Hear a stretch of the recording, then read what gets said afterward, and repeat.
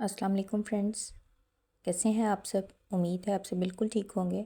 आज मैं आपके लिए कुछ न्यू वोकैबलरी लेकर आई हूँ, तो आइए लेसन को स्टार्ट करते हैं।